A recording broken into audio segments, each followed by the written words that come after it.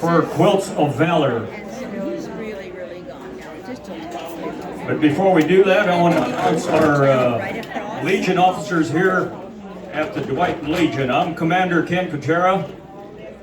I've got Vice Commander Jerome Pekarik to my right and Chris Shipley, Vice Commander. My adjutant is Brenda Fuyan. And of course our finance officer, he ran off with the money, Vern Felicia. No, I'm just kidding. Hey, I got a couple of announcements here before we get going. A couple functions happening within the area this coming week, knowing it's Veterans Day on Friday. Okay? The Brainerd Legion Post. Can you use this one? Okay. That one's cut now. It's the cord. She said it's the cord. I got one crappy cord and you got it. Thanks, Angie. Okay, first of all, like I said, there's a couple of things taking place this coming weekend. On Friday, of course, is Veterans Day. The Brainerd Legion Post celebrates Veterans Day with a pancake and sausage feed, and that usually happens around 4:30, 5 o'clock there in Brainerd at the Legion Post.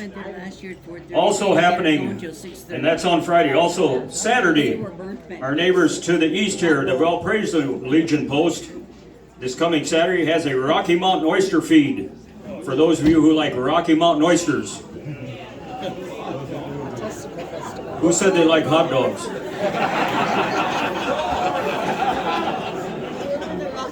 Okay, along with that, if you really can't stand any mountain oysters, they got sloppy joes and some other things to go along with that. And then they have a dance in the evening. So also on this coming Friday, the Dwight Legion Post presents colors over at East Butler High School.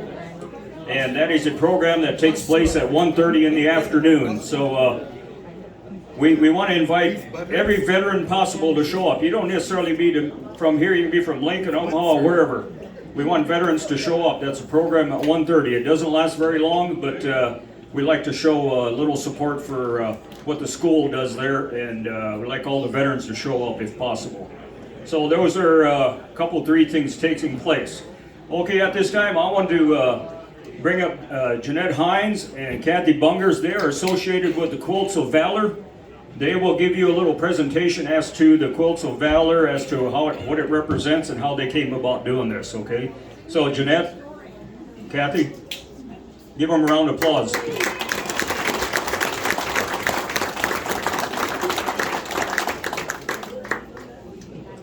Okay, our mission, the mission of the Quilts of Valor Foundation is to cover service members and veterans touched by war with comforting and healing quilts of valor.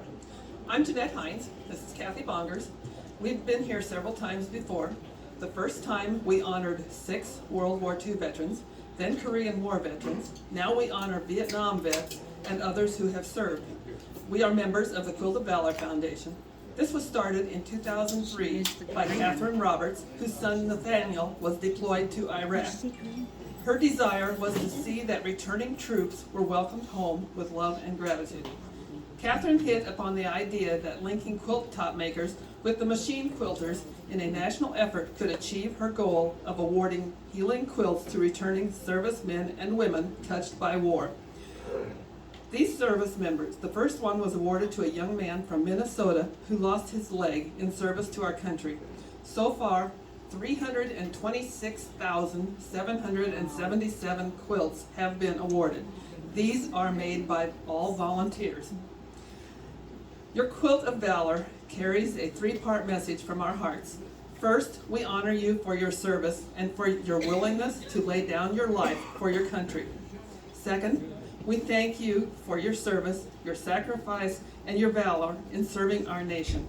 Last, we hope your quilt provides healing, peace, and comfort. Now, I'm not sure how many we've made. We don't really we don't count. We just keep sewing. Anyway, use this quilt and enjoy it, and don't just put it on a shelf someplace, but use it. We enjoy making them. Okay. Yes, these ladies, they keep busy throughout the year making quilts.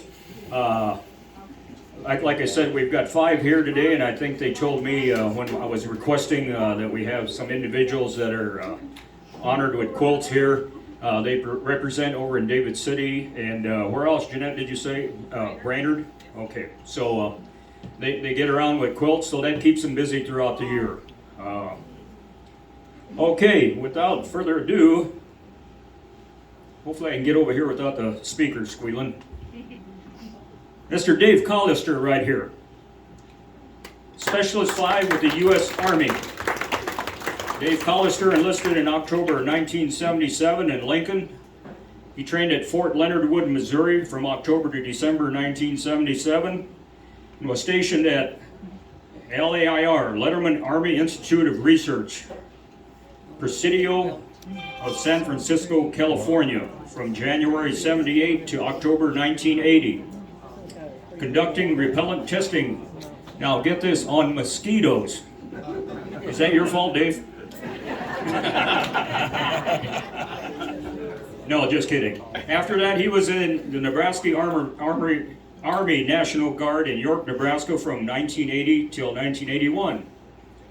Awards received while he was in service included a Good Conduct Medal and an Army Commendation Medal. For the last 21 years, I know you didn't put this on your written up one, but I copied this here. Dave has been employed, or was employed, as a Nebraska State Patrolman. And Dave currently resides here in Dwight, Nebraska.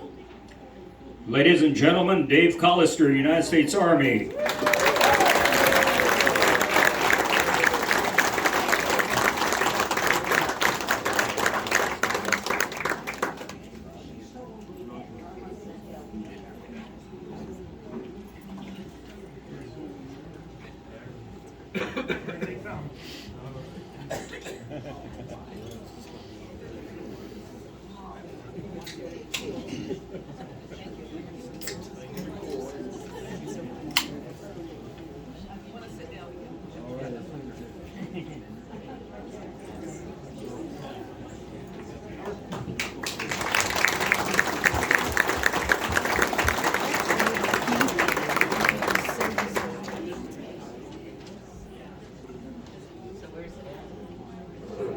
Okay, next up, Francis Humsa, United States Navy. Go Navy. Francis is a graduate of high school in 1961 at 17 years old. The Navy kept calling him, and he went into the Kitty Cruise. He joined the Navy in 1961 until his 21st birthday. He was sworn in at Omaha and took the first plane ride to San Diego for boot camp. He was transferred to Key West, Florida for school.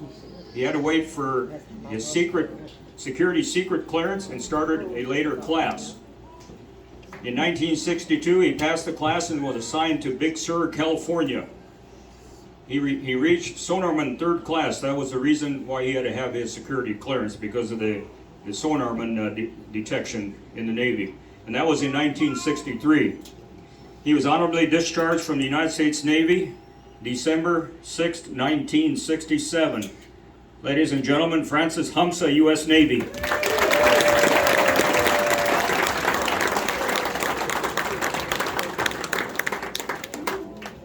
Backing is interesting.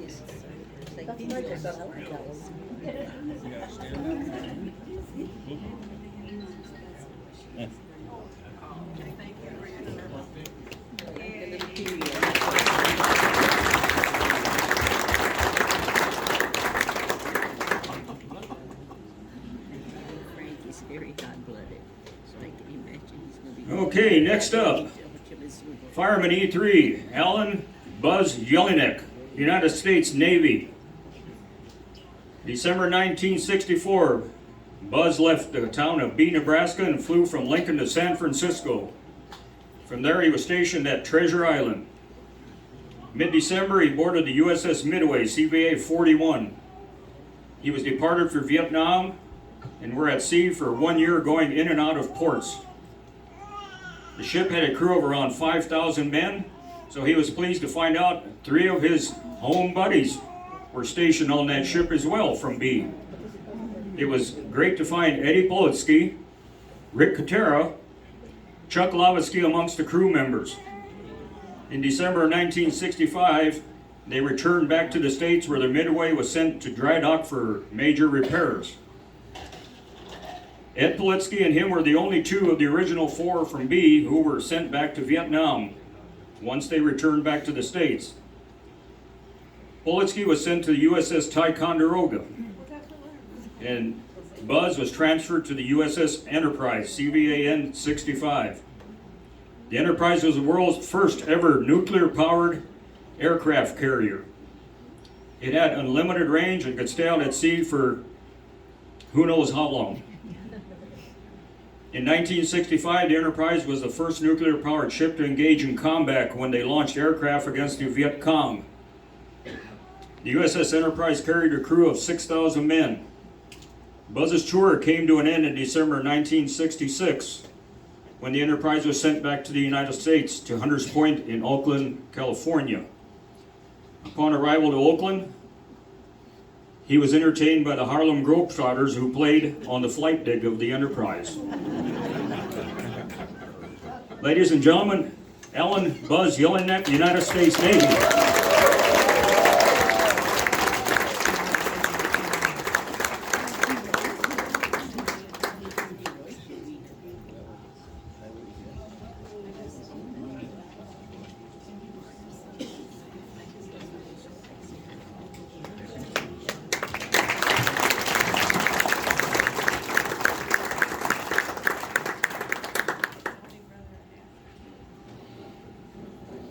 Joseph J. Petroshelka, Petty Officer, 2nd Class, United States Navy. By God, we got a bunch of Navy guys here. I'm glad to hear that. For a change.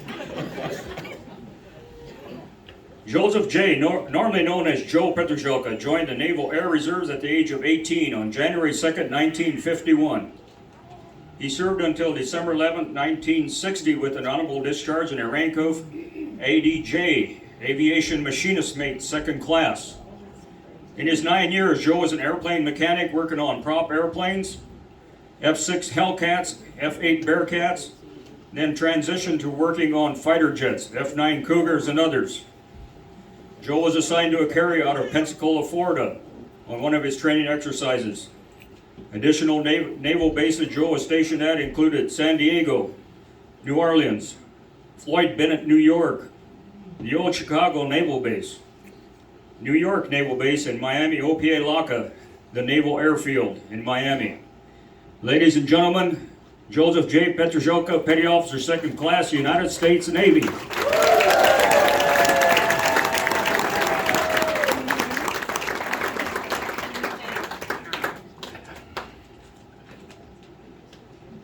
That's beautiful.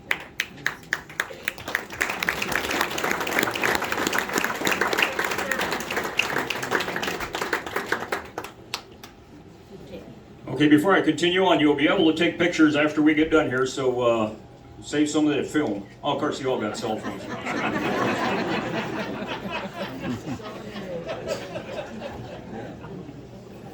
Okay, Ted Timoney, Private 1st Class, United States Army. We got any Army folks here? There you go. Enlisted in 1956. Basic training was in Fort Chaffee, Arkansas, Fort Denham, Massachusetts, for Army Security Agency training. He was shipped out to Japan and then on to Korea. He was stationed by the Wan River. In the first Christmas, it was bitterly cold, and Ted said in the barracks that they were at, you could see the stars through the barracks roof. So that kind of tells you what kind of places they were staying. In the second Christmas, he was out there in Korea. He spent 14 months in Korea. He was stationed at One Rock Ranch in Presidio, California after that. Ted received his honorable discharge in February 7th of 1959. Ladies and gentlemen, Ted Timoney, Private 1st Class, United States Army.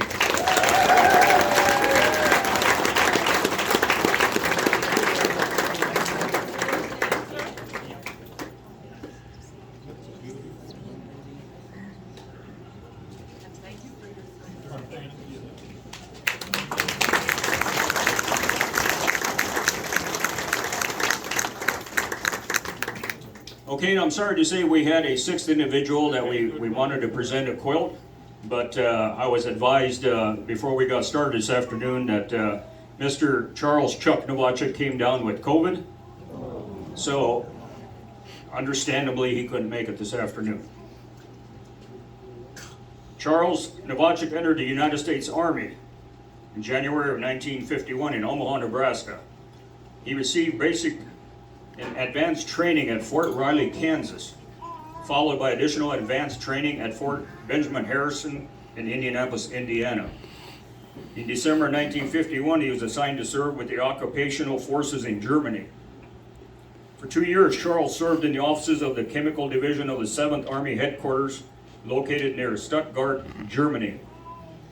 On December 23, 1953, with the rank of Staff Sergeant, Charles received an honorable discharge at Fort Sheridan, Illinois. And like I said, we're sorry we can't present Charles with a quilt this afternoon. We'll try to make arrangements to get him a quilt. I think he's in Omaha, right? Yeah. Yes, okay. How about a round of applause for Charles? Chuck Novacek, he was in the United States Army as well. Okay, another round of applause for our Quilt of Valor recipients. Okay, like I said,